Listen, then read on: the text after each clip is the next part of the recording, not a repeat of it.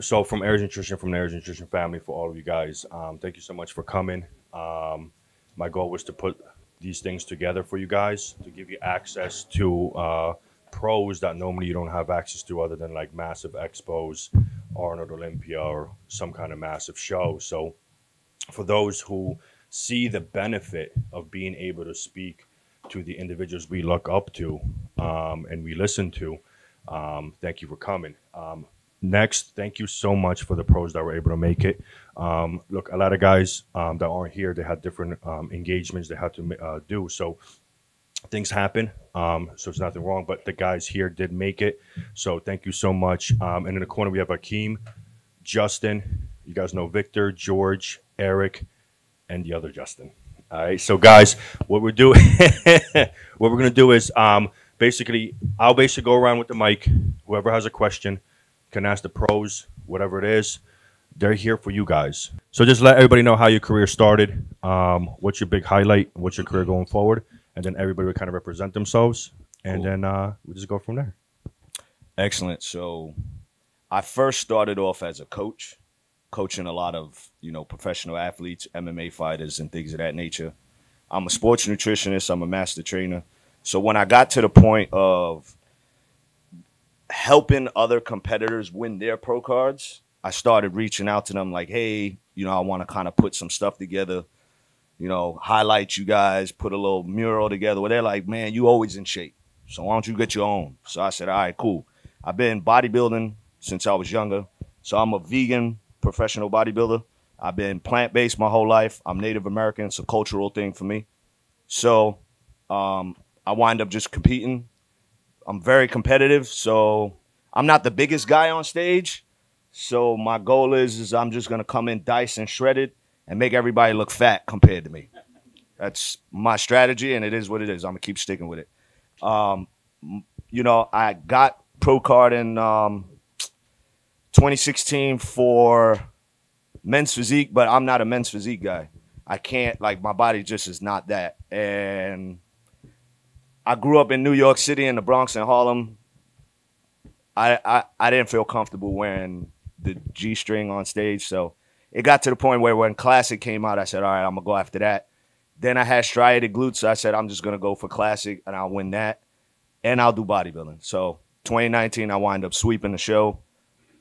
I won those. Then I did my pro debuts in Classic and bodybuilding. Did about 6 shows. Got sponsored with MTS Nutrition, TigerFitness.com, Outright Bar, represent 015 Nutrition for Brandon Curry. So my next moves further is going to be probably, hit a couple more shows next year. And then after that, I have other businesses that I'm coming out with. So that's going to be my next move. Thank you, brother. Thank you. Got it. What's up, guys? How's everyone doing? Good morning.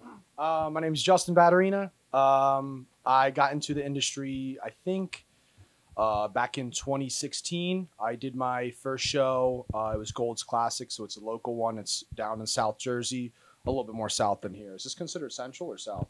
Central, a little bit south, but A little central. bit both. Central. There's no such thing as central, right? So it would be south. North or south? Two different states. They're two different states. They really are. We're Phillies fans down there. I know you guys are New York fans and whatnot. But yeah, exactly. But so I did my first show. It was the first year that Classic Physique came about, so I just felt like that division fit me. Before that, I played ice hockey, so I was kind of always in sports.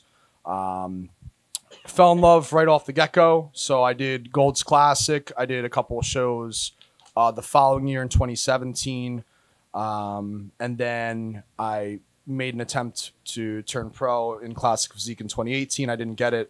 I got my pro card in 2019 at Universe, so up in Teaneck, so pretty like a local, national show. I did my pro debut at Battle of Texas last December. I got 8th out of, I think it was like 34, 35 guys. So that was, a big accomplishment. Obviously, turning pro was probably the biggest accomplishment I've had in the industry so far. Future-wise, just hope to, keep making an impact. I think I have a unique look to me for Classic Physique. I'm definitely one of the smaller guys. Always come in like lean and kind of just have a pretty, shape and structure for the division, which seems to be like growing a lot. I'm also in the industry as like a coach. I work at a supplement store a little bit closer to me. And yeah, just hope to, keep having an impact with everything that I'm doing. So thank you guys for coming. Yeah. Thanks, Justin. Thank you. All right, guys. This is Victor. I don't know if you guys know him. Hey, but what's it's, up, Victor everybody? How you Martinez. doing? Martinez here. I'm not gonna get into all the dramatics that got me into this and all the life's, hardships and all that. I just basically want to keep it as simple as possible and as upbeat as possible. Bodybuilding was not something that was put on me as a goal. It wasn't for me to be. Never planned to be a pro bodybuilder. Never planned to be on stage. Never planned on competing.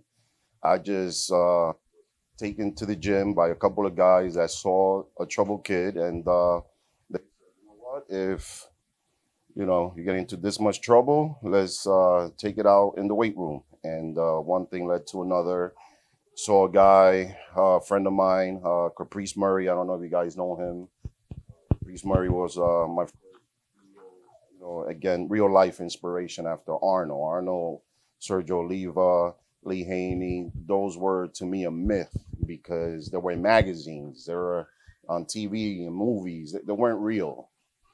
My friend Caprice Murray and winning shows and competing and following something structured, which to me didn't exist. It was literally day by day, not, as, to live your day as if it was your last day. It was because I didn't know how to plan for tomorrow. There was no tomorrow based on where I lived. Competed in my first show, not knowing a single thing, not a single diet. I did everything wrong. I set my dedication to, showing up to training hard. And I did my first show in the Bronx, Elmo Santiago. That's why I started. Again, it was hole in the wall gym. It created a lot of pros. Ronnie St. Cloud, Martin Martinez, Caprice Murray. So that being said, it wasn't something that I did year after year. It was more when I had time or when it was possible. Going to school, always had 3 jobs to bodybuilding lifestyle. It's very expensive to sustain it. If I made $500, I think I spent $250 just to eat. And it was something that you can do back then, and until your father kicks you out, and because he thinks you're crazy for just working out. And I moved out. I continued working and continued bodybuilding. Finally, I nailed a couple of diets, and by creating those diets, I thought it was as simple as it can be. I was able to put on some muscle, so I lined up a few shows. The first one was the 97, actually 94 was the biggest, best loss I ever had. Why? Because it woke me up to take this serious. I'm not just gonna work out, going to the gym, have 1-2 hours of just getting through the workouts and not taking it seriously. So that woke me up. So getting my ass kicked was the best thing that ever happened to me, because I said, you know what, if I'm going to do this, I'm going to do this right. And I came back after 94 and 97. That's when I started basically winning every show I stepped into. And that's when I met my trainer, Victor Munoz, which was the key that unlocked my, mental, again, the mental motivation that yes, it's possible. Yes, you can be pro. I think he believed it before I ever did. And then finally, in 2000, he had came up. I think the article was on the poster was on Flex magazine, and he said, "Look, the Nationals are coming to New York. Last time they were here, Lee Haney won it." And that was enough for me to say, you know what, I'm going to do this, and I'm going to do this. And it was very, very crazy, dramatic, but it was the only way I could do it. And one was I dropped all my friends. I dropped my girlfriend that wasn't supporting me. I dropped everything, because I said, if I don't do this show, I will never do anything else. And it was one of those things that in the book I'm reading, it was basically a tipping point. It was a sacrifice I made. Of course, I didn't want to leave my girl. Of course, I didn't want to stop hanging out with my boys. You know, there was some pretty good parties. But it was one of those things I had to realize, you know what, this is the sacrifice I have to make. And it was the best choice I ever made, because that year I turned pro, my life changed. I'm here now with you guys because of that decision. And ever since then, I said, you know what, if I can give back, if I can help someone, if I can teach anything to anyone into how I got it, I would do it and not expect anything in return other than the person's success. So being here right now is the best thing ever, because again, it wasn't planned. It was more of my destiny. And again, without all the drama or anything else, you know. And what kept me competing all those years, every time I had a son or one of my daughters, I used them as my source of motivation, you know, and to keep my head out of life, because life was hard, just like anybody else's, you know, except my little bit of icing on the top. And you know, so I'm very grateful for every time I stepped on that stage and was able to do a show, complete a show, win or lose. I was always grateful. I was never bitter. And I know people will rub it in every time I would lose a show to somebody who would, you know, who wasn't better than me or anything like that. I let them speak it. I never disrespected the person who was always in front of me. I never, you'll never hear an article as to why I should have beaten him or anything like that. The judges made the decision. It's out of your hands. It's not a race. It's not a boxing match. And it's one of those things that you have to deal with yourself mentally, because that will either help you keep going or that will break you and will not, you know, it will stop you from competing. You know, and again, thank you guys for being here. And I look forward to answering any of your questions to training and dieting. Thanks, Victor. Thanks so much. All right, guys, George. What's up, guys? Thank you all for coming. My name is George Petterson III. And just like Vic, you know, bodybuilding was nowhere near on my radar back in the day. I was actually totally against getting too big and putting on too much muscle, because for many years I studied in the martial arts, earned my black belt in Shotokan karate, and I always felt like, you know, I wanted to stay light so I could be quick with my techniques. But you know, and Bruce Lee is my inspiration. And on reading up on Bruce Lee, I read that at one point he started actually weightlifting to get stronger himself, you know, with his techniques. So that led to me doing the same thing. And in doing that, I joined the gym, and one day I was working out with a tank top on, and I went to the water to get some water. And a guy came up to me, he said, "Hey, do you compete?" And I said, "No." He said, "Well, you should." I was like, "Why?" He said, "Well, because I see you, looks like you have good genetics there." So, I mean, that intrigued me a lot. So through him, I ended up doing my first bodybuilding show, and my first time stepping on a bodybuilding show, I placed top 5. And I was like, wow, that's, you know, pretty crazy. And that led to me actually starting to research bodybuilding, and I started watching YouTube videos from Flex Wheeler, Sean Ray, all those guys, you know, from the 90s. And I was like, wow, look at these physiques. And I just started getting more and more hooked. And, you know, I said, you know what, I want to give this a go. I want to really see what I could do here. I ended up winning my first overall in 2012 at the New York Metropolitan, and when that happened, I was just like on cloud 9. I was just, okay, you know, I'm doing the right thing here. This is what I should be doing. But then in 2013, it took a dip. You know, like I went to the national level, and I did North Americans, nationals, and I was placing dead last in all those shows. And I started to get very, very discouraged, and it wasn't really just because about the placings. It was more so because I kind of wasn't liking the way my physique was turning out. I felt like I was trying to get big too quick, and that was taken away from the aesthetics that I feel like my physique can show. And because of all the combination of that and placing last, I was like, okay, you know what? I think maybe this isn't for me. You know, maybe that was just a highlight in 2012, and maybe it's time for me to just walk away. So I said, you know what, I'm going to essentially retire, and I basically did for 3 years. I hadn't, you know, done a bodybuilding show from 2013 to 2016, but I was still kind of following up on the sport, you know, just looking what was going on, and I saw this classic physique division come out. and then it intrigued me. I didn't really know what they were looking for with classic physique, but it interested me because I saw if I was ever going to do this division, I would have to come down and weight, and that's what triggered me, because I always felt like going back to when I was competing in 2013, if I would have tried to come in lighter, I would have looked much better. So by circumstance, I ended up meeting my now coach Justin Miller, and just talking with him, we ended up doing my first classic physique show, which is the Eastern USA of that year, and I won the overall there. He said, "Hey George, let's go to nationals.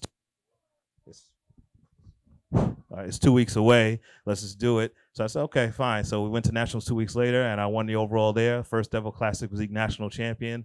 And then went on to the pros in 2017. Made it to the Olympia, placed top 3 at the Olympia, and I've been top 3 in the Olympia for the last four years in 2 divisions, classic physique and 212. And so I see that this is showing me that when the time is right, things happen. Things happen when it's time. And back in 2013, that wasn't my time to go pro. 2016. This was my time, and I feel like I found my purpose, and I'm willing to give everything into it. And as far as this year is concerned, I'm putting everything into this Olympia prep because, every part of me wants nothing short of that first place. I want that first place, and I feel like it's going to happen. And that's my story. Thanks, George.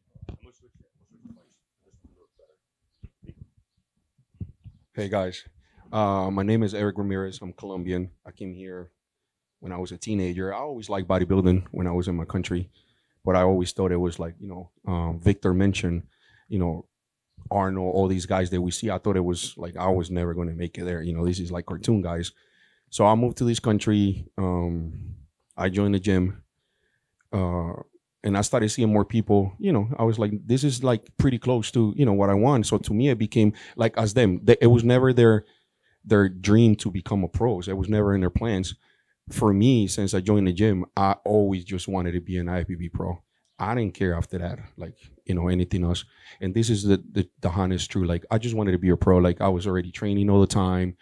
At the time, we didn't have the internet that much like people has now. So I was doing some crazy diets, like starving myself. So I just wanted to be a pro. I didn't know how long it was going to take, but in my head, if it takes me to 50, 60 years old, I'm going to keep doing. I'll be that old guy trying to get the pro card, which is nothing wrong with it. But to me, it was like graduating from something that I started I was putting my body through a lot of stuff, sacrificing a lot of friends, doing a lot of things. So I started competing, and we were just talking with George at different shows. I talked to Victor yesterday. We all, like, somehow we always been around each other, even though we are different levels sometimes. I started competing, couple preps, I got different guys helping me, did extra things. I looked like a little zombie, but I still was winning. Victor was telling me, "Oh, bro, what you doing that?" I'm like, "Dude, I don't know. That's what I was told to do." So then I started, when I was an amateur, just to, short that part out, I was always placing pretty good. It was like first or second, so it was good. Then I decided back then, to me, the way I was brought up by the guys is you do a local show, you win a local show. When you win an overall or something, you go to New York, you compete in New York, Metropolitan, the big shows. You win those shows. Now you earn your spot in the juniors. You go to the junior show, you win there. Now you can go to nationals, and now you can call yourself, like go for that class. It's a little different now. People like jumped up those parts. So I started doing that. I went to Junior USA's. I ended up placing first in a light heavy. I was excited. I go to the overall, and I had to compete against, at that time, it was his first show.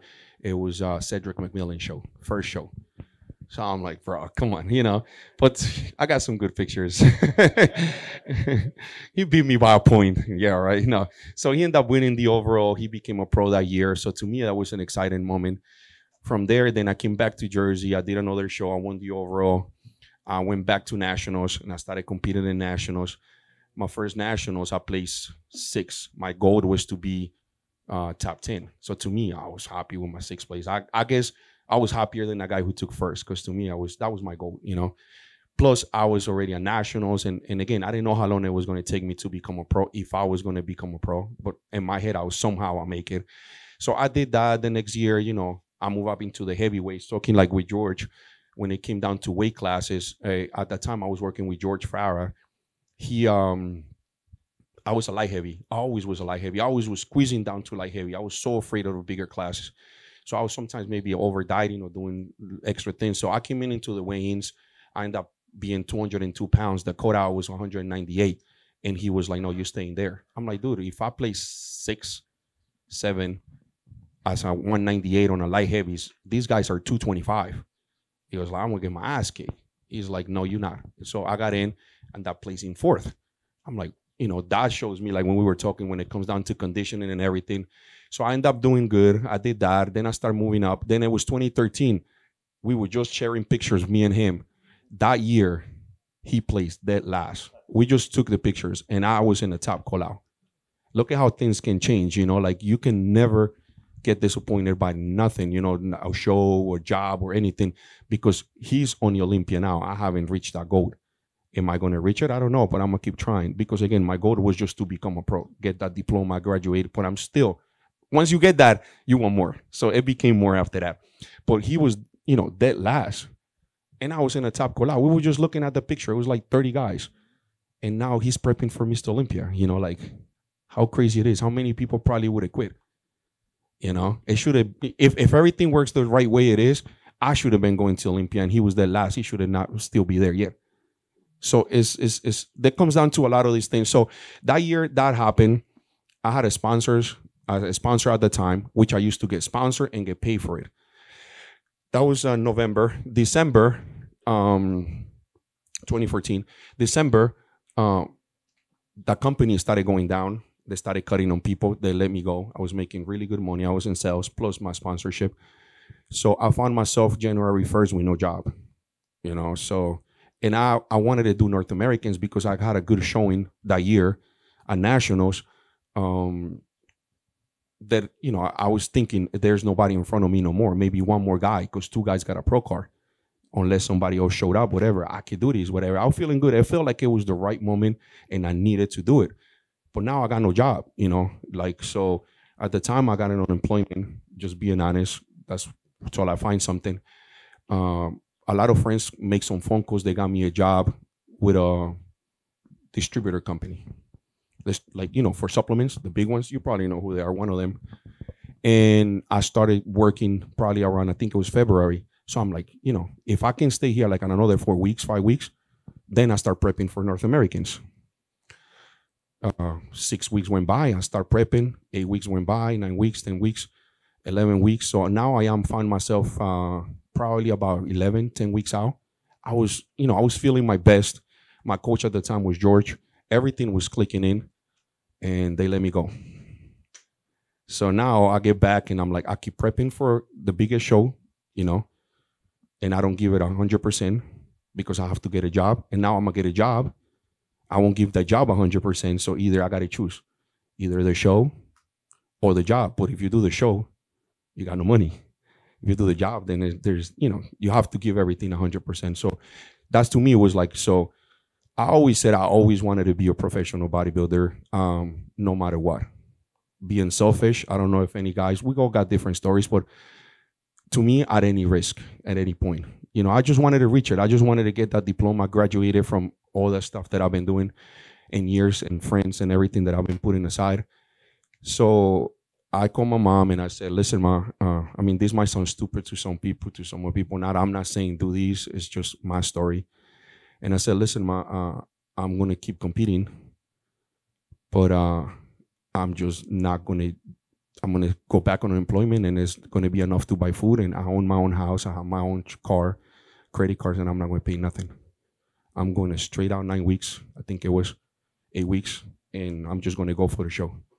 My mom is like, you crazy? I'm like, I guess, yeah. So I went home, I did cry, I was scared, because I wanted it so bad. I called my coach, George, at the time, and he was very, very expensive coach, and I told him, dude, I can pay you. I'm going to try to do this on my own. He's like, just promise me you give it 100%. No matter what you do, you don't have to pay me now. You pay me later if you want. I was like, fuck, Then I went to the gym. I told my training partner that what happened. And he's like, dude, whatever I got in my house is yours, whatever, supplements, anything you need, I got you. We just go. So I let everything go. Everything go. I remember it was August 30th. It was all or nothing. I go to Pittsburgh. I only have won one overall my whole career. And I always thought I was going to get the pro card if I was lucky with the second place, the third pro card, the fourth pro card. I go to Pittsburgh. It was all or nothing. I was like, if I come back from there and I lose this show, I come back to nothing to my house. My bank is sending me letters. My credit is shot. And I don't know what I'm going to do. Or if I come back and if I win, which is a long shot, we're talking about a lot of competitors back in those years more than now, then I'll be motivated as fuck, like things are going to change. So to make this story short, I go there and I not only won my class, but I won my second overall that it turned me into a professional bodybuilder. That being said, I became a pro. I came back here. I'm going to short everything now after that. Start working, doing my thing. I didn't have to pay for my house. Because I was fighting with the bank to get that thing. That made me save money. From that money that I saved, I put a supplement store. From the supplement store, my bank gave me my house back. From the house, they gave me my house back. I started my credit. From that credit, I met my best friend back in 2005. From my best friend, became, I had a couple accidents. I go into that.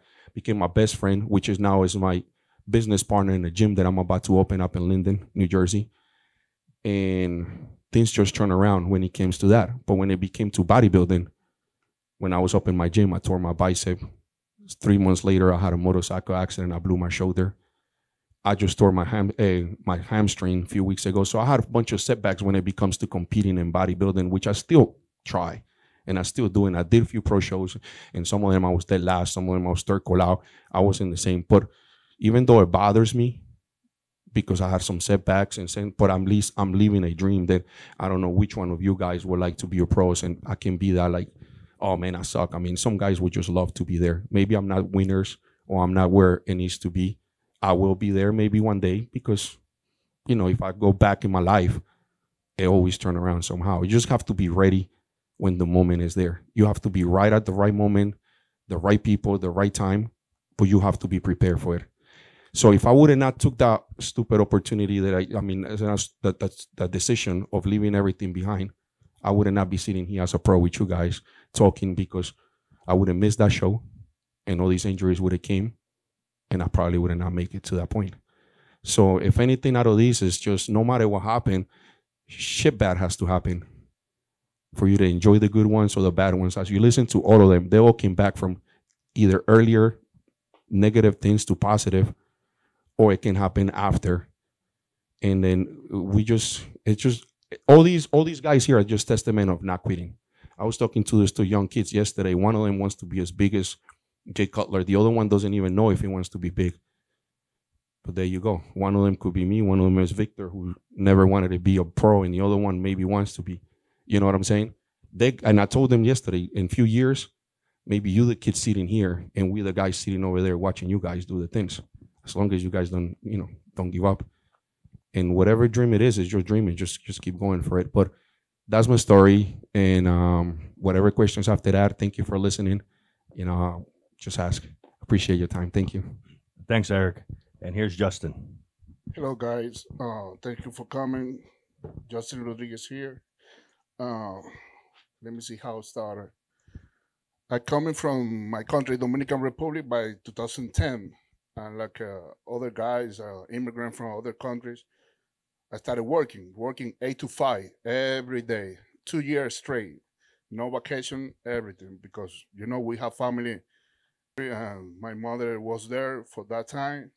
No time for hobbies, nothing like that. I'm supposed to be playing for the Yankees, but that's not was my reality. I started training, workout by 2012 with my friends after my work.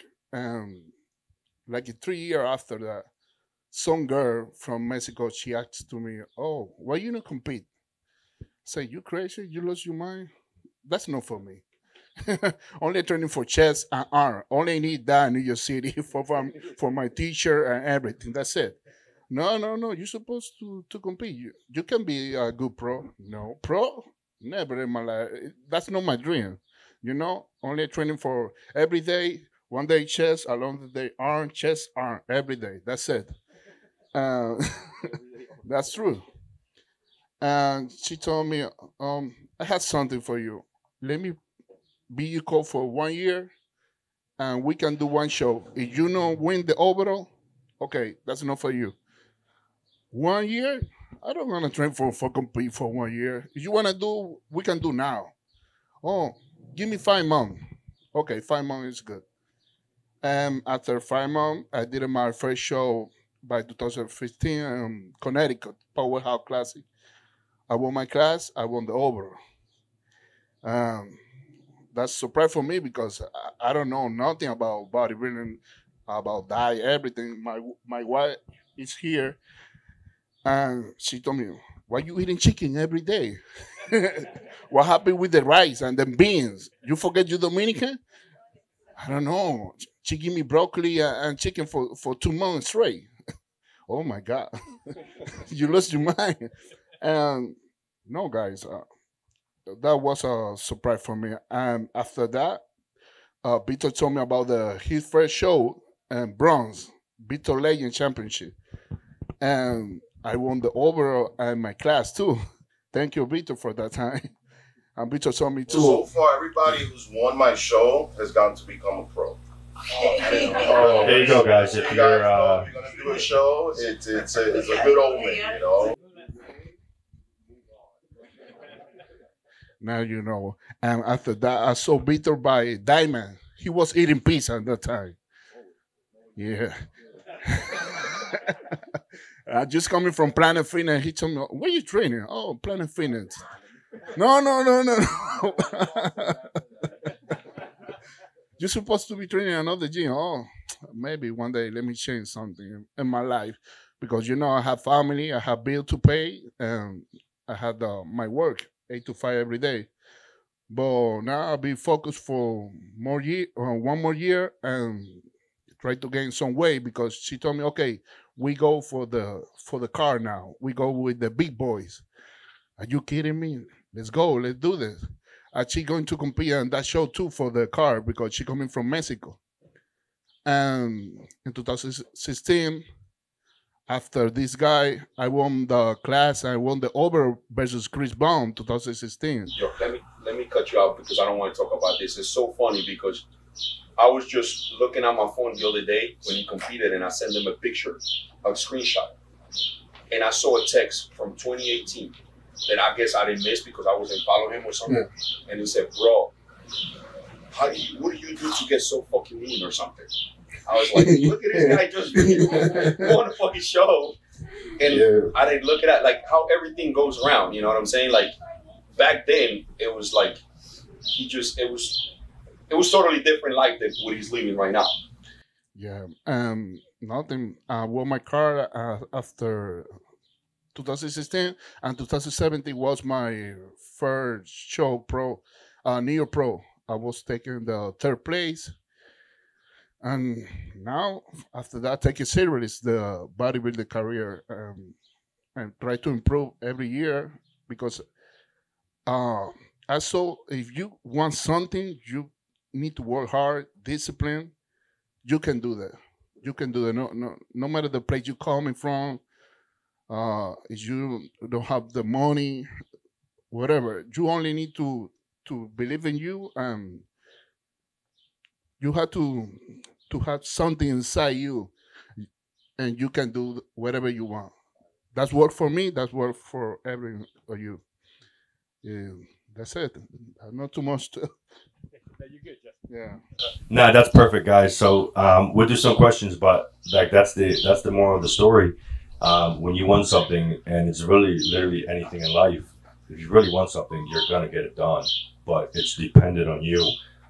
You're gonna get obstacles put in your way. You're gonna fail, but it's your decision to keep going and pushing forward. Failures are not disappointments. Failures are opportunities to make things better and keep moving forward. Without failures, you can't improve and become better and better. So these guys in front of you are the testament of what that means. So every time, anybody has a dream and you wake up and you think you can't get it accomplished, you're not the only one. The only thing that separates you from the ones that make it accomplish and don't is giving up. So that's really what it comes down to it. So, all right, guys, who's got the first question? All right, thank you. Hey, Mark. So, question for everyone: have any of you had an injury during prep? And if did you follow through with the prep, or did you take some time off to recover and then obviously pick a new show?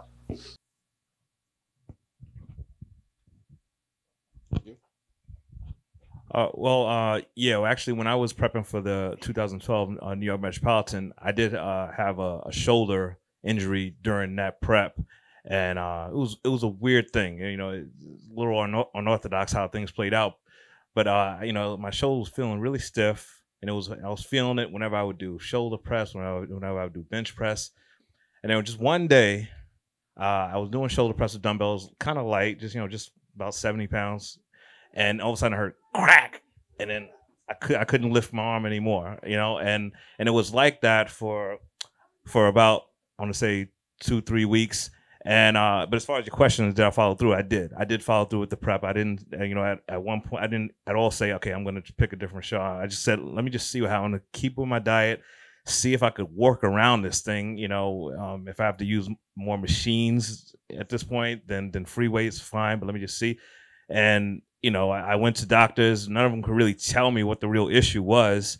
And the reason why I say it's unorthodox is because it just started feeling better on its own. Like, and I just had no more problems with it. It's almost like whatever popped there was supposed to happen, and then now it's like just completely fine. I never had any issues from it going forward. But like I said, to answer your question, I just followed through, and I would recommend, if you do, like, you know, say have an injury, if you feel like something is coming on, if you're training something and something doesn't feel right, I would say stop right there and change up whatever you're doing. If a certain exercise irritates it, do change it, you know, do a different variation of it so it doesn't become an injury. But if you do end up, you know, experiencing an injury, definitely have it checked out as soon as you can, but stay on your diet, you know, until you see what the best option is. Maybe the best option would be to pick a different show, but who knows, maybe you could continue on. I'm pretty sure a lot of us know about the story of Dorian Yates when he tore his bicep but still went on to win that Olympia. And I think he tore it like a few weeks out from the Olympia, didn't he? So you just stay on your diet and work around it as much as you can and see what happens, you know? Yeah, I had my share of injuries. I think, going by the list, I say with one of my first shows, let me see if I can remember. I would have to say it was partial knee tear was my first injury. I was 19, and I still went to do the show. I still kept training one leg. Again, I didn't know any better, but I knew I didn't want to stop. And I showed up, and I think I was the best person training one leg in the show, because I just showed that one leg, and you know, I won. That was my first injury. So that kind of set my way to the worst injuries that came after that. I think I partially tore my pec before the 2005 Arnold Classic. It happened about 4 weeks out, and I didn't want to pull out. You know, I said, you know what, my chest is big enough that I can still train everything else. I wouldn't be able to do any shoulder presses, any type of presses. So on shoulders, I did laterals. For chest, I literally did off my countertop, just, you know, bands and stimulation. I could still do bicep. I could still do legs. I could still do back. And did the show. I think I got either third or fifth place, but I kept going. And but I blew up so big because obviously I couldn't train that much. I couldn't burn the calories. And that's where I have the, I think I gained maybe 40 pounds on the rebound. Didn't place too well, obviously, because of the injury. The other injury I had was, major injury was my forearm before 2003 Night of Champions, before it became New York Pro. I was only able to push. If I could pull, it had to be through my wrist with the wrist wraps. And did the show. I won the show. The knee injury before the 2008 Arnold Classic, there was no way around that. It was a patella torn right off the bone. I couldn't do anything. All I could do is let me try to recover as quick as possible.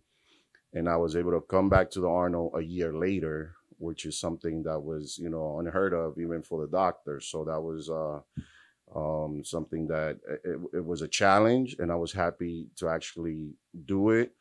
But unfortunately, Kai showed up and I got second, And again, I wasn't even supposed to be in the show. I wasn't even supposed to compete. I overcame the injury. I found many ways. One thing I didn't let myself fall into was that I couldn't do it. I'm not going to be able to do it. I only found ways to work around the injuries, take care of the injuries, supplement. I went above and beyond on supplementations. You name it. I went from Chinese herbalist, 2,000 euro, treatments to your basic, supplement store. Anything I can get from there. The other injury obviously was my arm injury. When I broke my arm, again, I haven't trained for about a year and a half. Being a nice guy, again, and I always say now, I even teach my daughter that if you ever say no, stick to that no. Don't let anybody change your mind. And it was trying to please a fan to arm wrestle. So I said no like 5 times. And the promoter insisted, and the photo op turned into a broken arm. And it was, again, can't harp over it. All I said is patch me up and get me out of Mexico, because I don't want to get operated in Mexico. Then most likely will operate the wrong arm, So the closest I can get to without, all the pain and the suffering was to California at the time. My wife, that's where she lived. And found a doctor, and I hung out with a broken arm for about a week. Finally, I took out everything I had because bodybuilders don't really have insurance, everything's cash. I paid for my, it was a MHP event. I would think, they would kind of help, but it was just kind of like, whoa, that's too bad, But you know what? I took out all the money. I negotiated with the doctor. It was a young doctor. He happened to love bodybuilding. The surgery was about 30 grand. He was able to do it for me for 21,000, paid cash. And I competed from the time of the injury. I think I competed, that was in September of 2012. I stepped on stage in May of 2013. And again, this is after a year and a half off, broken arm. I couldn't even move. I had injured my radial nerve. When you have your radial nerve, which goes down your arm, is the worst thing ever, because you cannot even hold a pencil. You cannot make a fist. All you can do is push. You can't pull because you can't grasp anything. But again, I was able to get second. Unfortunately, Big Rami showed up. And, it was, there's nothing I could have done to win the show, because there was so much buzz that was going on about him. He won the show before I even, anything. So I couldn't, drool on that, and just, all I could do is let me focus now in Toronto. Let me do that show. Again, my arm wasn't feeling right. You got to remember, I just finished recovering. So every single workout was a painful workout. It was, excruciating pain. It was so bad. So I said, let me do Toronto. Let me get there. The only problem is, based on my past, it took me about 6 hours trying to get through, customs, because they didn't want to let me in Toronto. And I just, lucky for me, it was a lady at the border, I was able to sweet talk her, a few compliments. And had it been a man, I don't know, I would have to bring some gay tactics, but listen, at the end of the day, at the end of the day, my goal was I need to get to the stage. I don't know how, but I'm going to make myself this small, and whatever, face again without any kind of, you know, threat or anything. It was more like, please, you must, it's imperative, you know, and it was just, they let me go in, compete. And thank God I won the show. And then I think any other injuries after that was happened after the show, which was the 2017. I did it was Chad's show over at Missouri, and I had won the show, and I grabbed the trophy just out of like just pure excitement. I grabbed the trophy. I didn't know how heavy it was. I picked it up and I partially tore my labrum. And I couldn't work out. And it was the worst feeling because I couldn't even do a single push-up. Yeah, so 2 weeks later, they got me a job in China. And as soon as I landed in China, I was so happy it worked out that way, because I think I went to every type of single different alternative treatment you can find in China. I mean, I think one of them, I don't know what it is or what it was, but all they did was slap me.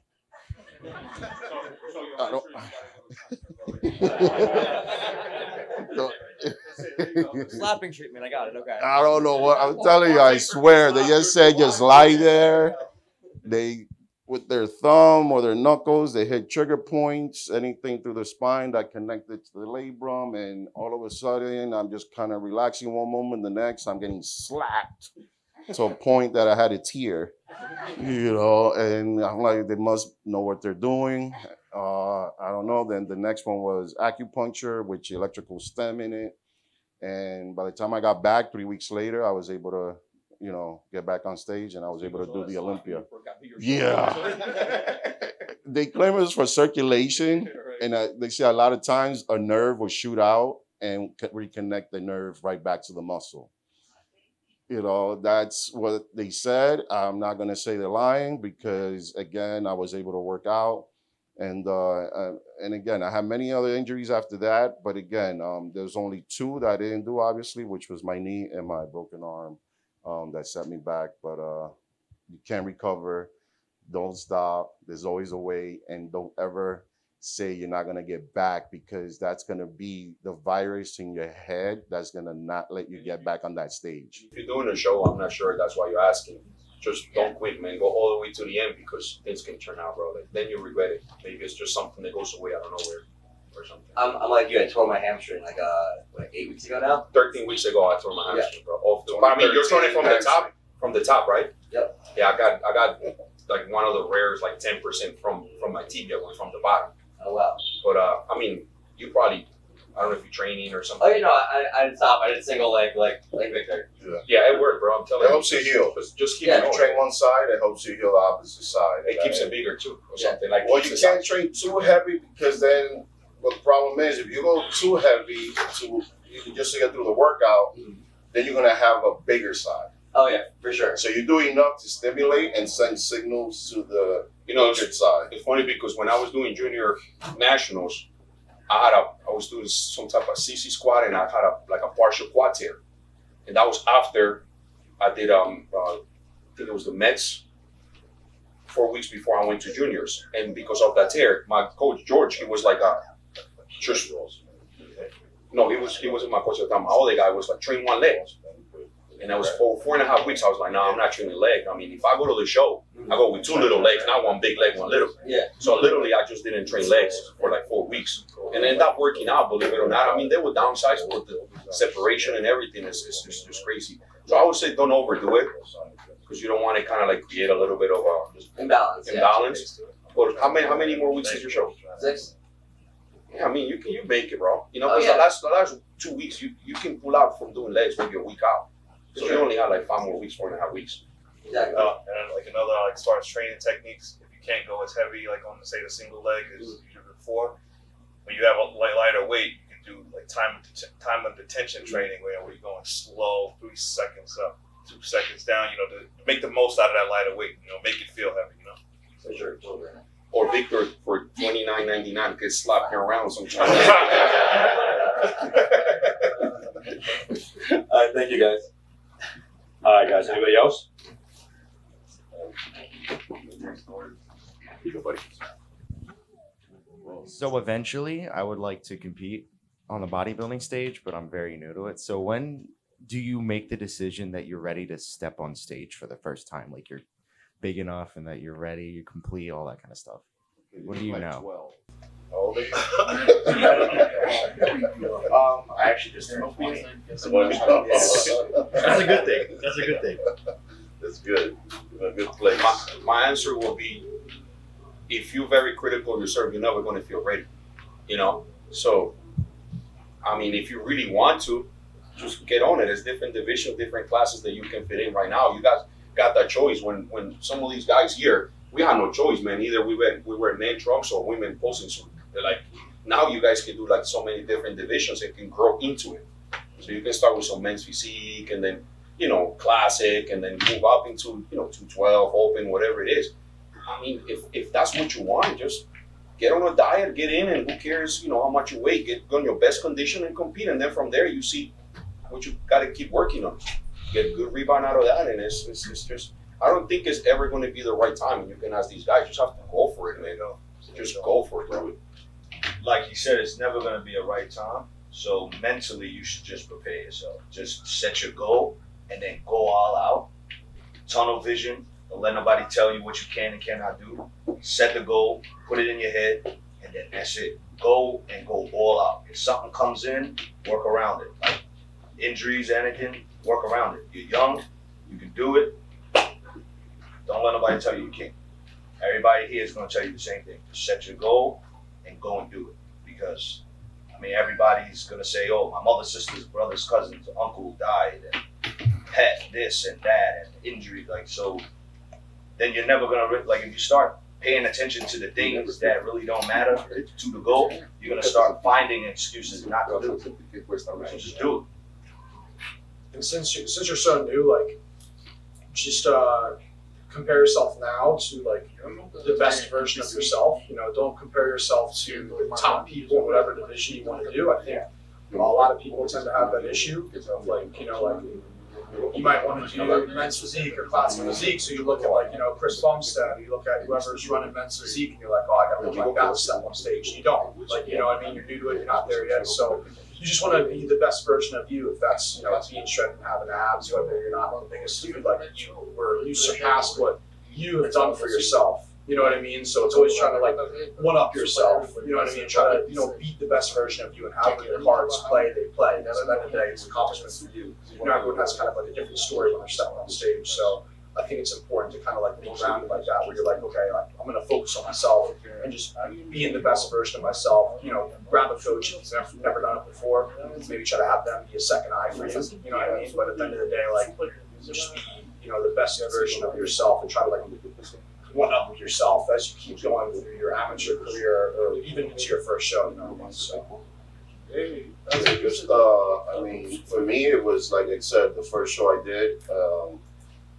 I followed Arnold's Encyclopedia, which is, you know, I'm following a routine that Arnold obviously is a pro. He's been doing this for so long, and here I am, my first year working out. I was doing everything I wasn't supposed to, following an advanced workout, training every single day, 7 days a week, not dieting right. But I think the drive, the dedication, and the conviction I had to actually step on that stage is what helped me. And had I lost, I think it would have even helped me even more. You know, so waiting for that perfect time, it's gonna happen like one of my training partners. You know, he's been waiting for the perfect look, which will never happen. Right? Yeah. It will never happen. I'll tell you right now. And all that's gonna do is stall you. You'll never step on that stage. And the weirdest thing is, his son became 18 years old, and he actually did a show before my training partner did, and he did my show in the Bronx. And I look at my training partner, I was like, you see that? Your son is up there before you.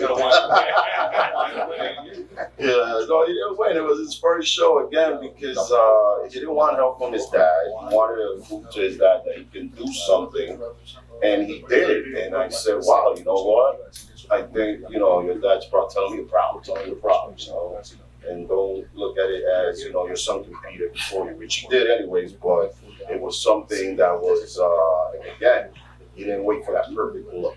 That perfect look and that thinking that mindset is just a wrench you're throwing into your, you know, into your life to advance anything you want to do. Yeah, thank you so much. Just also one last thing. I think also the perfect, the best mindset to have, especially when it's your first show, you know, ever that you're doing, is to not have any expectations. You know, because like when I, you know, was coming back and I was gonna try my hand in classic physique, one of the things that my coach Justin Miller would say, boy, you think, would I be too big for classic physique? You know, he said, well, good, you know, you might get first, or you might get dead last for being too big. I said, you know, I don't care. Just help me get in shape. Help me look the best I've ever looked ever, and you know, I don't care what happens with that. You know, and that will relax you. You know, and you just go through the process. You know, and I ended up, you know, winning first place in that show. So I think that's the best thing to do is not have any expectations. Don't worry about any places. Just focus on that envision you have of yourself looking on that stage. Just strive for that, and when you bring that, everything else falls into place. You know. Absolutely. Thank you so much. Yeah, I'm never thinking about the weight, because when I won my first show, I was the smaller guy in the show in my class. Heavyweight, my weight was 205. And when I won my pro card, I told him I was the smaller guy too, super heavyweight, 226. And you know, if you guys know, the cutout is 225. So literally everybody else would have been like, yo, I'm gonna just drop 1 pound, you know, like, but it was his best. Don't think about your weight, think about your look. And another thing too, man, there's so much stuff now on social media, internet, Google, that you guys can just research a lot of stuff, man. I mean, just don't go by the first one you see, because there's some stupid shit there. Like, it's some very good stuff. Just pick a bunch of them, put them together, and see which one out of all of them make the most common sense. Or there's a lot of easiest way. Like, you know, I don't know if you're from around here. My man around here, he's a coach. There's a lot of guys that, you know, can help you out, cut all that corners, and cut all those mistakes that it took us longer to get where we at, and they can help you out do that. You know what I'm saying? Like, he started straight with somebody who was coaching him of weight from genetics and everything. I didn't have my first coach. I did my own thing for the first 6-7 years every year. When I went into a coach, everything changed. So you guys from around here, there's a guy here that can say coaching too and everything. Just reach out to a coach, something that you can afford. Not everybody. There's different levels of coaches. Doesn't mean because some of them are cheaper or higher, that means, you know, they're better than not. It's just find something, get a coach, and I'm telling you, your prep probably be a lot easier than if you try to make it on your own. And then from there, you learn. And then you get a different guy, you learn from that, and then you just try out your own stuff if you want to. My own girl, don't worry about it. Yeah, don't matter. Sometimes those girls be bringing guys a lot drier than freaking stuff like that, man. You never know. Whatever you can afford, or whoever you trust the most around your area. And pick somebody close to you for your first show, that they can see you, that you can go out to them, you know, because, you know, it takes a little bit more advance, and they can explain to you how to do the food, how to weigh the food, a lot of things that you probably don't understand, cook, not cook, all that extra stuff. Yeah. Pick somebody nearby you that you can afford, let them help you, and just compete this year if you want to, man. You know, just do it. Just do it. Absolutely. I was thinking about it. I actually just hired a coach now. There you go. Out a couple weeks ago. So you're halfway there, brother. Really, yeah. Now you have to suffer and eat that, whatever he's eating. Just to expand on that, focus on posing. Because a lot of people, they focus on their training, and then they focus on getting shredded, but then they can't pose for shit. And then they look like crap because they don't know how to present the physique. Hey, so what is your guys' like preferred training split? I guess I'm starting. Something that I started to do leading up to turning pro, before I was kind of like, you know, Vic said, like 6-7 days, like definitely a little bit overdoing it. I felt like I wasn't able to like pack on some size doing that. Just like I was excessive with the weight training, because I thought like more is more, you know, more is better, you know. As soon as I started taking a little bit more rest days, like only training like 4 or 5 days a week, I really started to pop a bit more. And then I actually found a lot of success with a push-pull arms, legs type of routine. So like chest, shoulders together, and then like back, rear delts, an arm day, because my arms were never like a good body part for me, and then a leg day. And then like I might do like, you know, 2 days on, 1 off, 2 on, 1 off, kind of repeat. Or if I felt good, maybe I'd do like 3 in a row, like, you know, push, pull, arms, rest, and like legs, push, rest, like kind of like pick up, kind of like that. One thing that I've kind of like try to stress to people is sometimes when you lock into a specific day, your week can get thrown off. Like, you know, like if you're a kid, you're in school, you're busy with working, you know what I mean? Like, you know, like if I have a lot going on, it's tough to say like, okay, every Monday is going to be chest day. Because what happens if something pops up and you miss that and it throws off your week? So like doing it where you're not maybe set into a specific day could be helpful. And I've noticed that's helpful for me. And it doesn't really throw anything off. And if I feel like I need an extra rest day, I can take it and whatnot and, you know, feel good. So that's kind of like what has worked for me. At least, like I said, these guys might say something different, but, you know, for me, and you got to figure out what works for you too. You know what I mean? And what works for your body. But that's me, you know? I'll keep it short for me. What I like to do is I'll do like a 5-day split. And I'll either do Monday, Tuesday, Wednesday, take Thursday off. But if I feel really good, then it is what it is. That's only if like I can be optimal Monday, Tuesday, and Wednesday. If I wake up on Wednesday and I'm exhausted, then I'm taking Wednesday off, and then I'll do Thursday, Friday, Saturday, and then take Sunday off. For me personally, I can take my day in the middle of the week and at the end of the week. If I take 2 days back to back, I'm addicted to training. So I start feeling small. I'm already small. So I don't want to feel small when I wake up in the morning. You know what I mean? And then I kind of do like a power builder split. It's kind of like a bro split. I'll do chest on one day. I do 2 leg days a week. So quads on one day, hamstrings on another. Separate them so that off day. So Sunday would be off. Monday would be a hamstring day if I'm looking to build up hamstrings or quads. And then my next off day will be before another leg day, just because leg days are more taxing on the central nervous system. You want to recover. So, you know, don't make the mistake of training every day and then you're going balls to the wall and then cortisol goes up and then you look like shit. You know what I mean? You're not going to look hard. You're not going to look vascular. I don't really have a set schedule, but I definitely change up every 4 to 5 months. Just the rotation of my body parts. I like to definitely start the week with shoulders, just because everybody's doing chest. You know, so I want to change it up. I do legs on Mondays.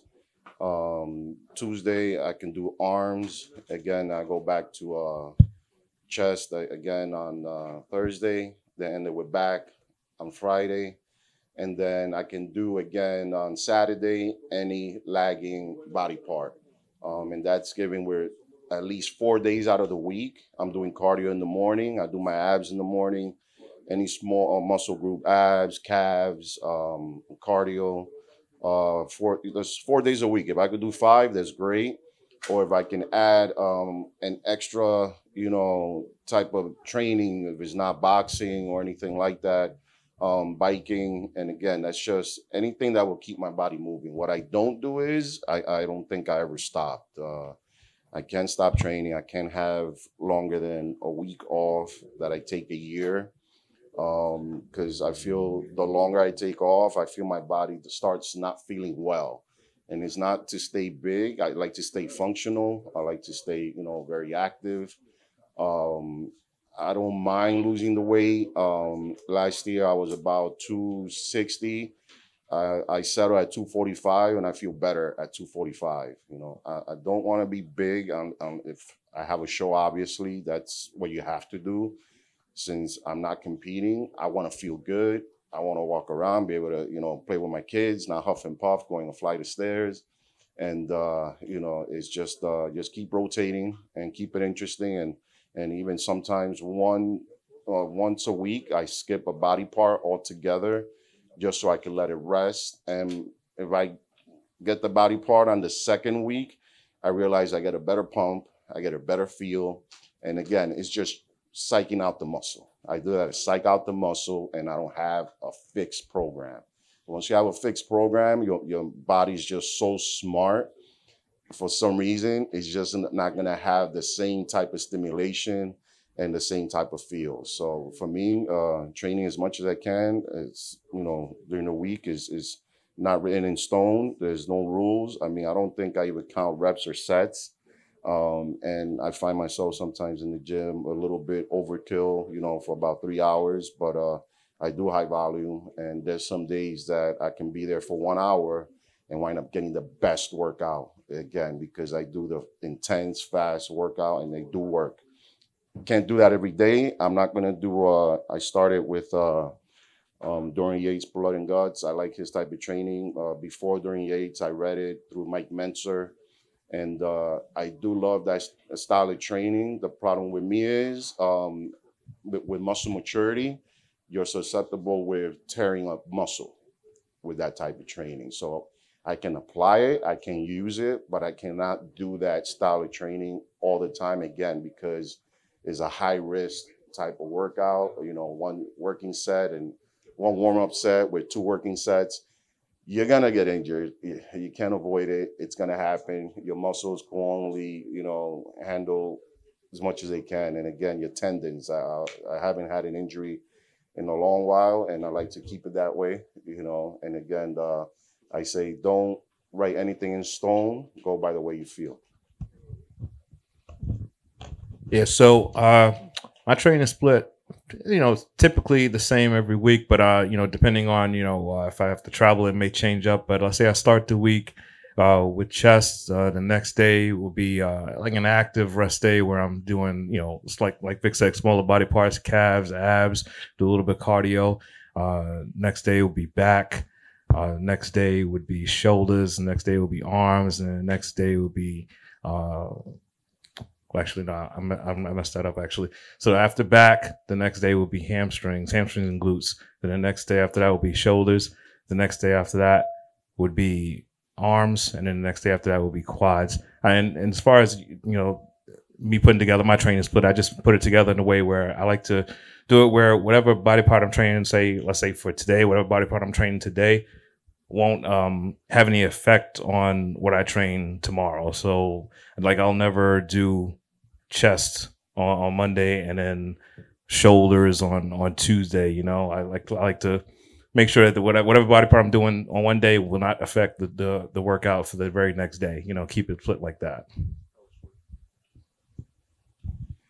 Okay, mine have changed a little bit. I'm working with Matt Jensen, and I used to try to do like sometimes like, you know, twice a week things and this and that. Now the only thing that I do kind of like somehow twice a week is my hamstring, which it will be only, I do back and hamstrings, which is not even hamstrings, just like a stiff legs after back. And then I would do chest and triceps, legs, only quads on Wednesday. Thursday's off. Friday is shoulders and biceps. And then Saturday is only hamstrings, which is like my weakness. So that's the way it is. Before I was trying to overdo it. I feel like, I think I was just talking to earlier to George's rest. I've been pushing a lot rest on me. Like sometimes my appetite goes down and I don't notice it because maybe I'm overtrained or tired. And people be like, oh, overtraining doesn't exist. But when somebody tell you, listen, your appetite is shot, maybe you need to take a day or two off from the gym and go back and your appetite goes back to normal again. It's kind of like, you know, it should be the opposite. You know, I should be working out more to be more hungry. So yes, that's basically what I'm doing right now.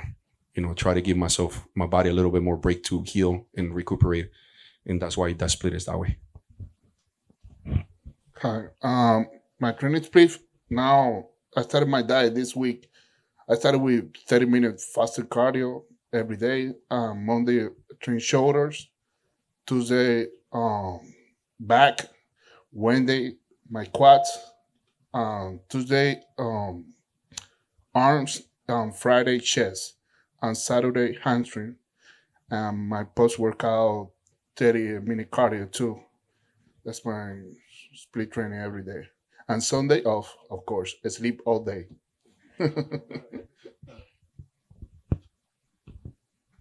No, thank you. All right. So, what are your guys' thoughts on the bikini division?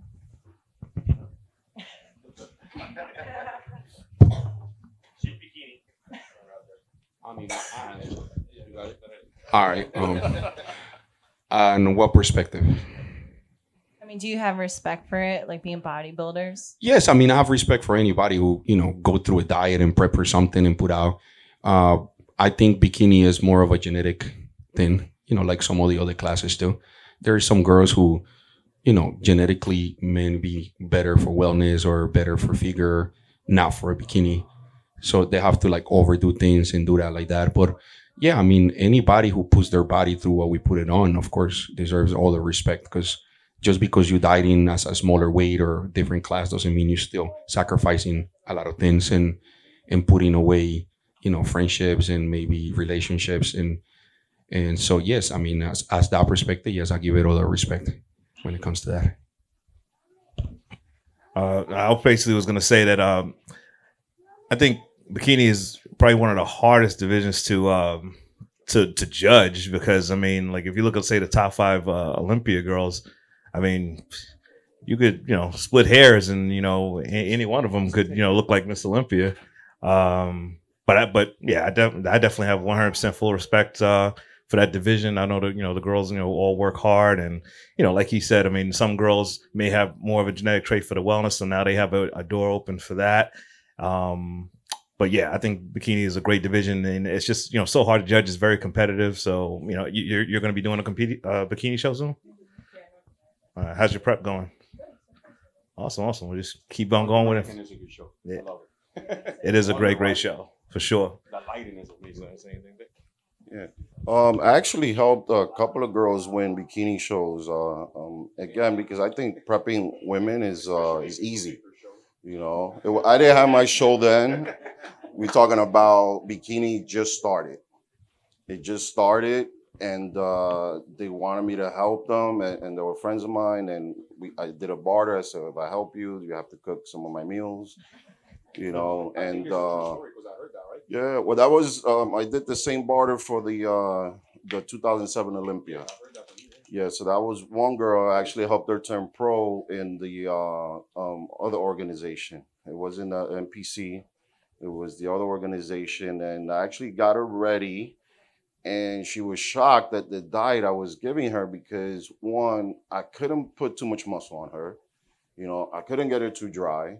So leading up to the show, it was more a lot of just functional exercising, some weights, a lot of body resistance. And then I think right before the show, I had her eat pizza. She was so scared, and she won the show, became pro, and she cooked my meals after that. And we only did that once. She didn't want to compete anymore after that. No. Well, when you have a wife, you can't have somebody cook, female cooking for you. It's kind of, yeah. Again, that was a deal we had for that one show.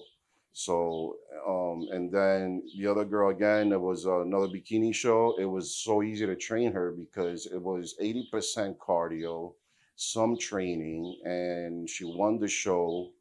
And I mean, there's not much I can do because I like building muscle. I like getting somebody shredded, and bikini is such a fine line. If a girl's too shredded, she can lose.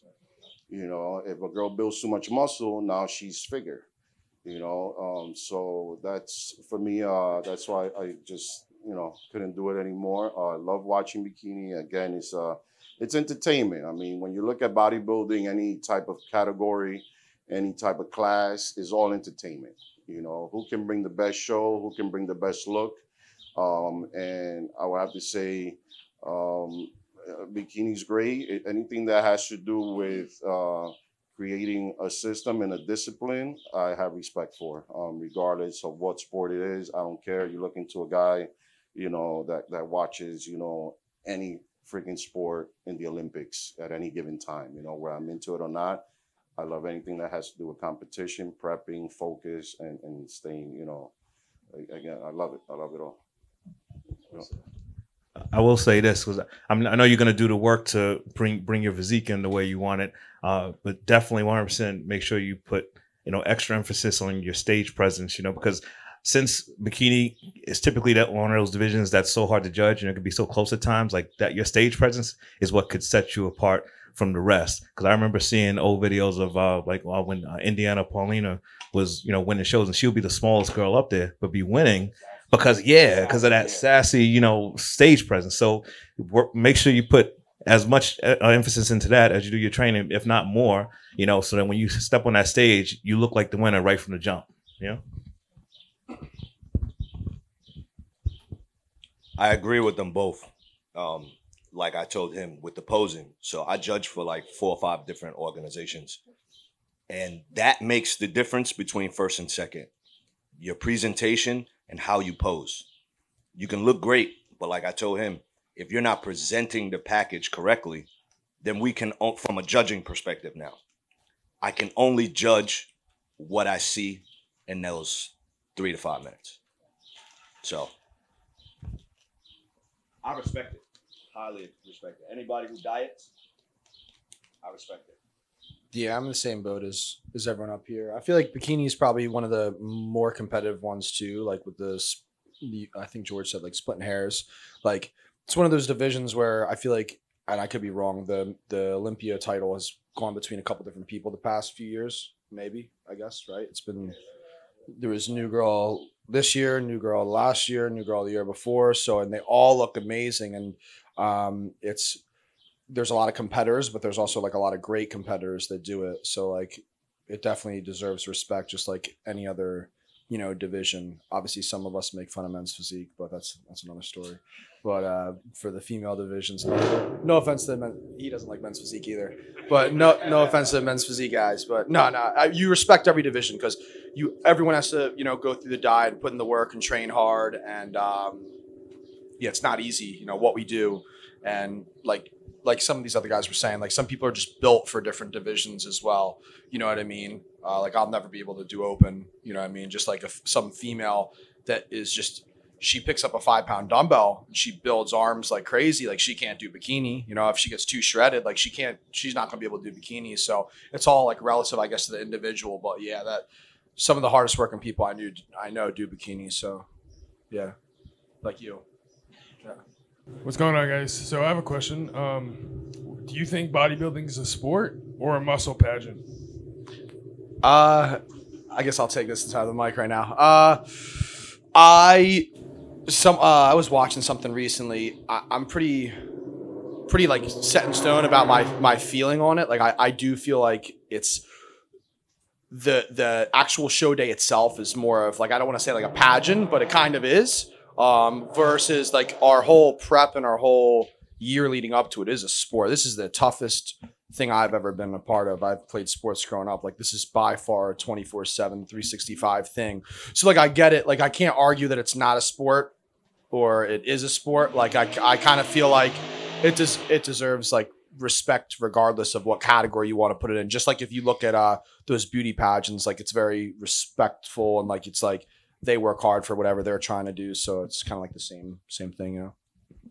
Quickly, in my opinion, it's kind of like both.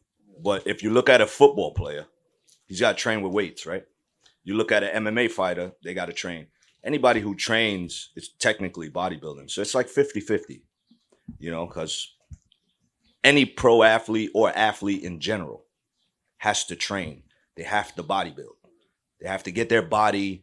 They may not bodybuild for the stage, but they're bodybuilding because they're building their body specifically for what they're doing. If it's baseball, they need to hit the ball. They need to catch. They're working on speed, agility. Football players, depending on if you're a lineman, you got to train a specific way. We just train to look a certain way. So I think it's 50-50 in my opinion. Yeah, definitely 50-50. I say the training, the going to the gym every day, the challenging yourself, the lifting the weights, because they consider powerlifting a sport. We go just as heavy, you know, again, without trying to break any records. So in the gym, it is a sport. Once you get to the stage, it's a muscle pageant because you're not being judged, again, on how fast you can go. You're being judged by, you know, judges that have different perspective, different look. You know, they like different body types. So once you go to the stage, it's no longer a sport because now it's basically a decision, same exact way as a pageant. So that's the only thing where we get kind of flack against bodybuilding, you know, where, you know, I mean, I think Lee Priest said it best once, you know what? if you guys are close or even a tie, I think we should have a 100-meter dash, to pick the winner in the end. And then that will make it a full sport.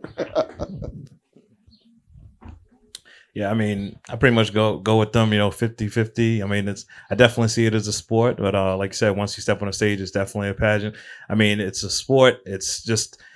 It's a subjective sport as compared to, other, sport, mainstream sports, like when in basketball, you can't dispute if someone dunks the ball. You can't dispute if someone scores a touchdown, but on the stage, it's very subjective. You may have some, someone who's, judging may, favor, like a, I don't know, more streamlined physique, and you may have someone else who favors a more mass monstrous physique. I mean, so that's the pageant aspect of it, but it's definitely 50-50, I would say.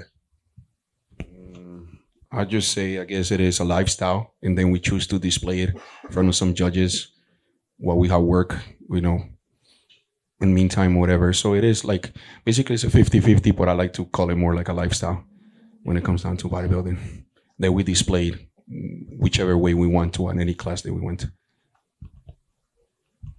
Well, to me, it's the hardest sport I ever tried, because before I was a baseball player, and you can be a baseball player 2-3 hours a day, but you need to be bodybuilding 24/7. You can play a game, and after that, the guy go a drink, and they can eat whatever they want. Even the professional baseball player drink alcohol, whatever. But to be a bodybuilder is too hard to get a regular life. If you don't believe, ask him to my wife. Yeah, man, it's too hard. For me, it's more sport than the muscle contest. So there's a lot of people in here that compete. There's a lot of people that, of course, want to start out. What would be your best advice to give to them? So say somebody's watching you guys, or somebody's going to the gym, right? Because now when we go to the gym, we see a lot of social media fitness, right? So what would you be advice for those individuals who are starting out? What's the right steps? Do they go through the social media fitness where they're basically getting judged on social media through like their videos they put up? Or what's another route they can go? Because again, you guys see it in the gym too. It's a lot different than it was a little bit before. What's their best way to point them in the right direction so they're not just lost in that social media mix? I mean, I would say, because, social media, regardless of anything, it's definitely part of the game now. I mean, the social media is how, you're the tool to market yourself, to market your brand, as an IFBB pro. So it's definitely part of it. I mean, like, I always watch these debates online, when they ask bodybuilders from back in the day, would they have gone on social media if it was around back then? And sometimes they would say no. I don't typically believe that. I mean, I believe that if social media was around back in those times, they would use it because it's a tool to market yourself. But what I say though is, don't forget what brought you to the dance. You became a pro through hard work, focusing in, and not letting anything distract you. So you have to find a balance between keeping that fire lit, going in the gym, going balls to the wall, training your ass off, laying it all on the line, and at the same time being able to, market yourself on social media, and don't, try not to fall into the trap of just, posting something just for the sake of posting. I would say make your posts mean something, make them meaningful. If you're going to be doing something for motivation, inspiration, to promote your business, excellent. But when it's just you're doing it, just solely for likes and comments, I would say try to not fall into that trap. I mean, it's weird because when we started, you talk about even, in the golden era, I mean, 70s, 80s, 90s, you go to those areas, those years and era, everybody looked good. Everybody trained hard. There was no social media, and everybody was huge. And now, fast forward, you guys, in order for us to learn something, we had to go to the library or wait, a month or two for the magazine to come out to read the good articles that were written, 3-4 months prior. But we got the information, we read it, we learned from it, we applied it, and we got great at it. Now you fast forward social media, for some reason, there's more information. There's a lot of information. There's a lot of pros on it. And yet, a lot of the kids don't know a single goddamn thing. Victor, like, let me add to that one real quick, because that's part of it. What I was just thinking is that's the issue. You said back in the days, we waited some time to get that information. And before we get the next information, we had to apply it for some time. Now they get that information instantly. So today they apply it, and tomorrow they apply a different one, and the next day apply a different one, and the next one a different one, and they don't stick to one. So I think that's like where Victor is coming. Like that's the issue. It's too much information, and they keep applying it every day instead of just like finding one information and then stick to it, and that's it. That's basically like I think what I get from what Victor is saying too. If I can remember, short-term memory loss. I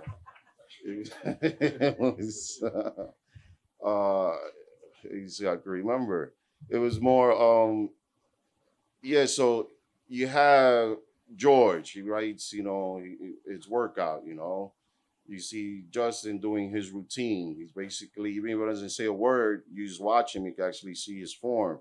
You have Eric. I mean, guys here, you like to speak. So a lot of your information is verbal.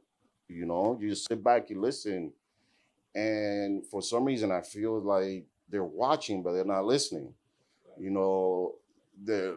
They're just watching, but not really all that, looking. So they're not taking in a lot. So as much as they have the information, I don't think they're applying it. And I think they're looking more forward to doing that right lighting post, to post on his social media.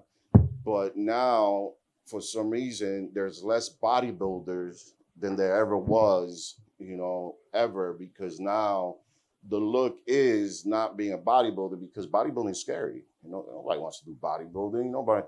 People like to keep, 1 foot in life and 1 foot in the gym. And as long as they have the abs and enough chest to look good, I think they're happy. I think there's more, settling. They're settling for what, they just, happy with what they have, happy with where they're at. So they're not pushing to that bodybuilding threshold of shutting down the pain and the gain that, that you need to get big. That's scary, is deterring, and very few people are doing it, and that's the issue right now. So social media is a blessing, one, because you can promote yourself. It is great. I think more people are getting to know more bodybuilders now, and is actually waking them up to all the bodybuilders in the past that they didn't know about. Now kids are getting to know who they are, what they were, how they got started. So it does help. So it's both. It's a blessing, and it's just, a bad thing, because I think they just got kind of like Vic's describing. Like, that's okay if they don't really want to get too much into it and they want to just mess around with the show here and there and they're not too serious about it. Some people just want to dabble a little bit.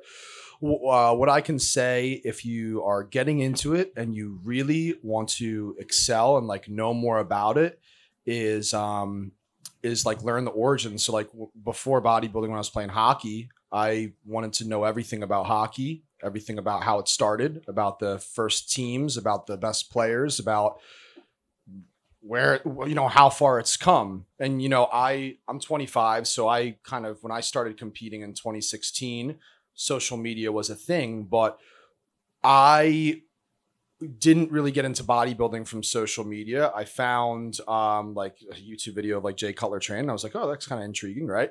And then I kind of like watched Pumping Iron. I got the encyclopedia. I watched Generation Iron. That's where I learned about him. You know what I mean? Like, and I learned like the origins of what happened. And that's what like fascinated. I didn't learn about it through social media.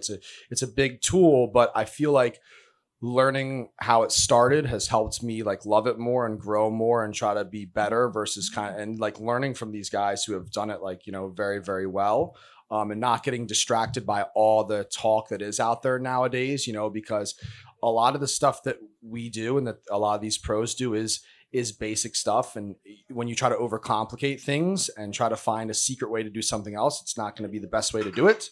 And I just feel like if you start from like square one and like learn the origins of it, of whatever sport you want to do, right? Because like we said, like if you're not that serious about it and you just want to like, you're shredded and you got some abs and you want to step on stage and wear the board shorts and kind of just do some poses like that, like there's no problem with that. You know what I mean? But if you're really, really serious about it, you want to be able to have the conversations with guys that have been around and know the industry and have those, like I said, those talks and be able to have knowledge on it. I think that's important. I agree with them all. Social media is a gift and a curse because, like they were saying, it provides a lot of information, but the basics is what builds the foundation. So if you see somebody who's on social media and they're doing like, a backwards, upside down, single leg press, like you don't really need that acrobatic type of move to build quads. The basic movements is always going to build the muscle. I see him do it all the time with a piece of pizza in his hand. It's a tool. So if your goal is to be an IFBB pro or you want to be a pro athlete in general, it's a tool to help market yourself, to get you in better positions so that other people can see you. But don't make it like, oh, every time I go to the gym, it's a photo shoot and a videography shoot. Like, we're here to train, right? So, I mean, if you're sitting there trying to find the best lighting and the best angle for the best picture just for a post, are you really training? Because to me, that's a photo shoot. I'd rather just throw my hoodie on, go train, bang the iron, and if someone caught a good clip, great. If not, okay. I feel like social media is a gift and a curse. Because people get so much into the, oh yeah, I'm going to do the social media thing. Yeah, I'm going to blow up. I'm going to make money. You're really not going to make that much money. You can, but I mean, there's so many other people out there. So priorities is what I'm trying to get at. But I think you can all agree that bodybuilding has become a ageless sport. Anybody at any age can do it. And there are a lot of masters divisions now. Do you feel that there will ever be or should be a masters division at the Olympia? Yeah, they had the men Masters Olympia, which was over 50. I think Dexter won them all, which wasn't fair. I think they should have not let Dexter compete in it because they made it for him, and I think they stopped it because it was only going to be for him. So Masters Olympia, I think, is great. I think it was Youngblood that was winning. I think there was a gap in between where they did stop it. I think his last name is Youngblood. Remember, he always used to show up shredded. And older. He was a judge too at one point, and he was always shredded. Not shredded. He was vascular. He was very vascular, but I wouldn't say shredded because he was so vascular, but you couldn't see any muscle detail. So when you that's the confusion of being shredded and vascular. He was it's one of those things that you could. It was very veiny, but you couldn't see any depth in his muscle, but he would win. He would win, and he won. And I think after that, I think the organization was more scared of having people over 50, in their 50s, training that hard to step on that stage because it's not Masters golf. It's still bodybuilding. You have to put your body through the extreme of dieting, dehydration, and everything that's, that is against you staying healthy. So I think they deviated from continuing the Masters because of those reasons, because they wanted Masters, but they didn't want to get into the whole spiel of putting them at risk, So they should have it. I think they should have different rules for it. And I think they shouldn't have people with the best genetics like Dexter compete in it because it's just what's the point? Dexter's he's genetically cheating. Yeah, genetically cheating, exactly. Yeah, and I'm yeah. still competing and I'm still putting my body through it, and it can be done. Yes. As far as where do you go with it? Do you just say to somebody, well, you reach a certain age and you can retire, and just No, I think they should host them. I think they should host them. I do have masters in my show. Again, when women bodybuilding stopped and they took it out of the Olympia, I took it upon myself because I am the promoter and I left it open as women's bodybuilding. And then finally they brought back women's physique. Yeah, so I mean, thanks to Wings of Strength for bringing it back. I think it's unfair. All these women been training all these years, building all this muscle, and then all of a sudden you take away the platform, based on one thing, which was money. It was just money. It wasn't anything else. You know what? Make a smaller venue, put it on a different stage. It doesn't have to be, something grandiose, but keep the platform because they are training, they are loyal to the organization, and they should have kept it. I think it should have never have gone anywhere. And again, based on money, they took off women bodybuilding. They brought bikini. They focused more on the bikini because why? It was more of the 18 to 28. You have a lot of people watching it, and they went more with the popularity of young, hip, and they didn't like the whole fact that women, muscle, the stigma, look like men, all that. I think they were more afraid of that. I think they should have been bold and brave, kept it, and just kept rolling with it. Add the other categories, and again, they added men's physique again because of money. Now you're looking at one men's physique class having 40 guys, and now you look at bodybuilding, you're lucky if you had 8 guys, and that's what's happening now. Now, I think you can get a pro card getting 3rd place now. I think I don't know. I think it's like they're giving out pro cards, but I think is doing them a disfavor because they are turning pro as a 2nd place. But then once they turn pro, basically their career is over because they're still competing with those 1st place guys. So they turn pro and 5-6 years ago, and you're like, you're pro. I never, which, show do you win? I didn't win. I got 2nd and I became a pro, but they never got to achieve that winning, pro look. So now you're pro, you're competing, but you're still behind because you gave you a pro card on a 2nd place, so it's one of those things that, yes, I think they should have masters.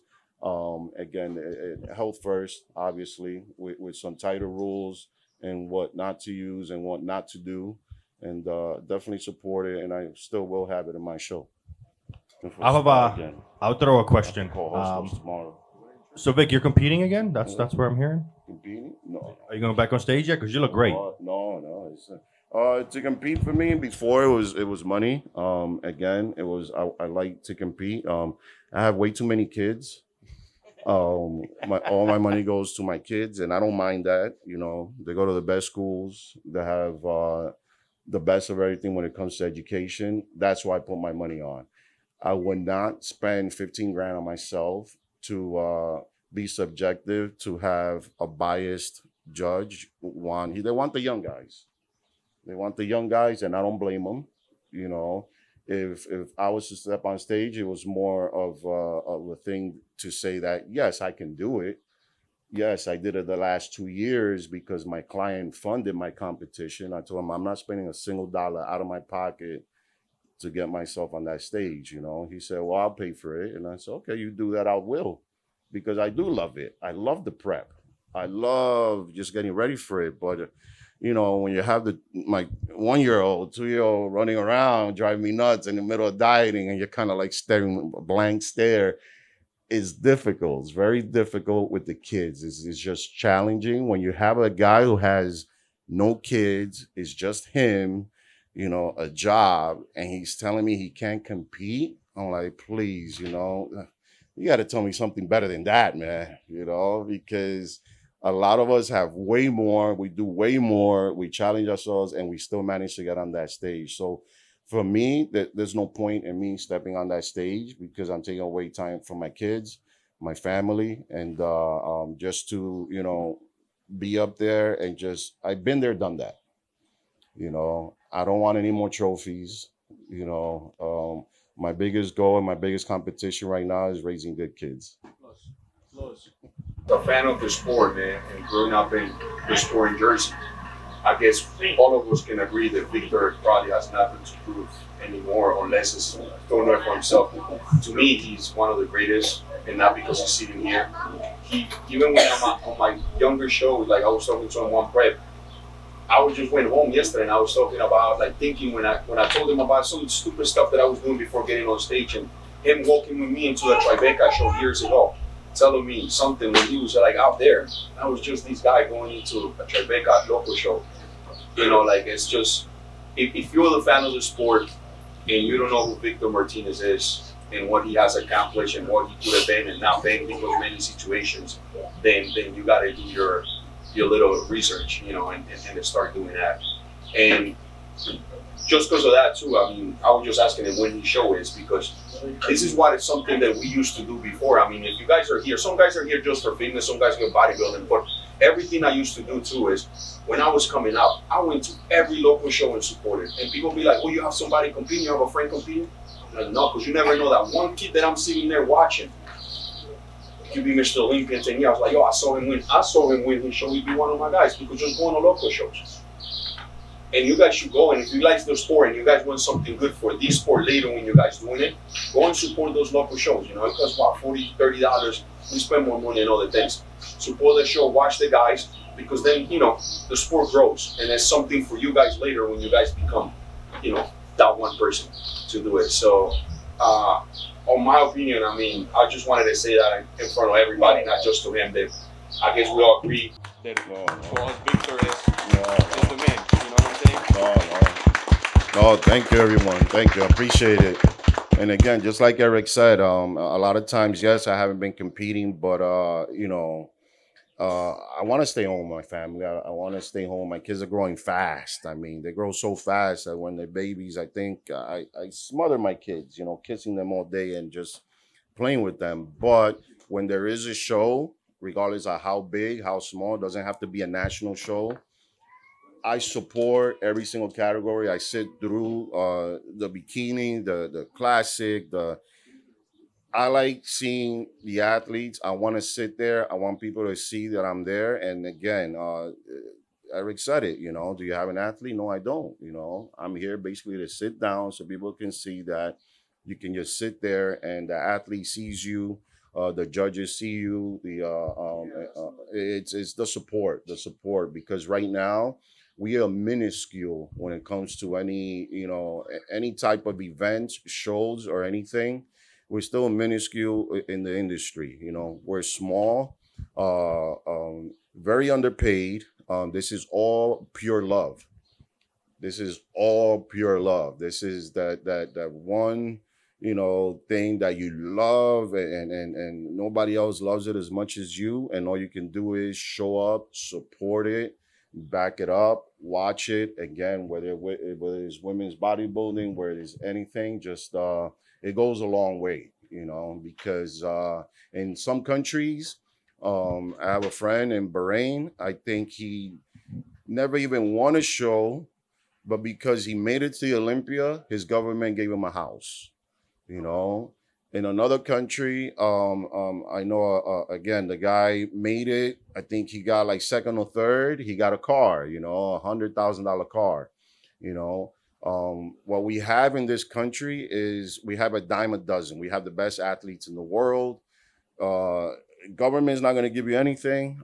Everything's contracts, you know. So being, you know, from these small countries and seeing how they are loved based just by being there, I think that's great. And that's what you don't get here. You know, there isn't going to be a parade if you win the Olympia. You're going to get a pat at your local gym, you know, but yeah, you're going to get a pat up. Yeah. Yeah. No, different treatment. Different treatment. at Rami. Rami didn't even win his first Olympia just by being there and getting the placing he got. He goes to Egypt. I mean, he got the welcoming of like somebody who just won the World Cup. And by seeing that was like, wow, you know, I love that, you know. Even watching, when I watch soccer, like I said, I watch every sport. When Colombia, they didn't even win. Brazil, they didn't even win that year.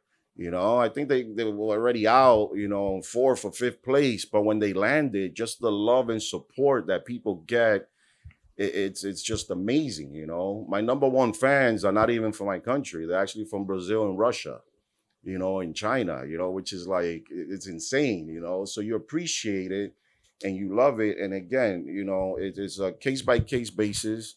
You know, I mean, you see somebody training. I see a kid in the gym, whether he's competing or not, he's doing something wrong, you know. All I can do is, hey, listen, let me show you how to do it a different way. I never say, let me show you how to do it the right way. Because once you say that, you're telling them they're wrong. And you're changing the mindset. You don't want to say wrong, you know. My main thing is, I want you to keep doing this, you know. I'll help you whichever way. You're not going to get a bill on the mail from me. You know, I'm doing this just because of the love. So the pure love, this is why we're here now. This is why you guys are here now. And it is the love of the sport. That's it. Or pageant. That's a good point Victor made. Listen, some of you guys might win local shows. Some of you guys might go even further and further. The one advice that I can tell that I learned from meeting all these guys in the past couple of years is the best individuals are the ones that are humble. So in other words, Vic, he's a legend, right? But how humble is he? Let's just be like a regular guy you met at the gym who's helping you out versus somebody just brushing you off because, you know, they have X amount of followers on social media, so they think they're great. So always stay humble and always help other individuals because you were in that spot too. They were in that spot. So that's it. And huge thank you to these guys because like I said, these guys help me a lot. They really do for the brand. So I can always call them up and they never ignore me. They always pick up. So